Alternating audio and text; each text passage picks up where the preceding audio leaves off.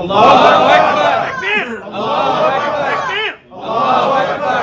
Assalamu alaikum wa rahmatullahi wa barakatuh. Wa alaikum assalam wa rahmatullahi wa barakatuh.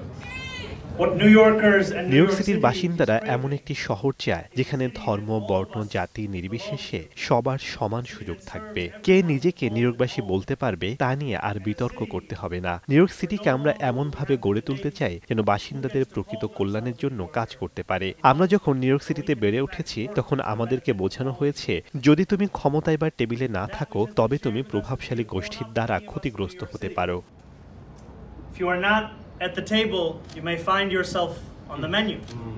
And it was a Muslim brother in Malcolm X who reminded us. মুসলিম ভাই Malcolm এক্সের একটি কথা আমার মনে পড়ে। তিনি বলেছিলেন শুধু ক্ষমতা গ্রহণ করলেই হবে না, ক্ষমতা ব্যবহার করে মানুষের জন্য সুযোগ সুবিধা নিশ্চিত করতে হবে। আর এখন সময় এসেছে বিশ্বের সবচেয়ে ধনী দেশের ধনী শহরের প্রতিটি বাসিন্দার অর্থনৈতিক নিরাপত্তার পাশাপাশি তাদের পরিবারকে খাবার খাওয়ানো এবং বৈষম্যমুক্ত জীবনযাপন নিশ্চিত করার।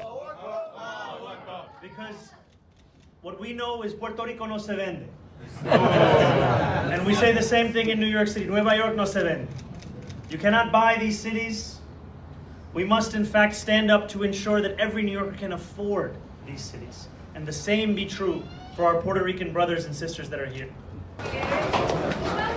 Sorry.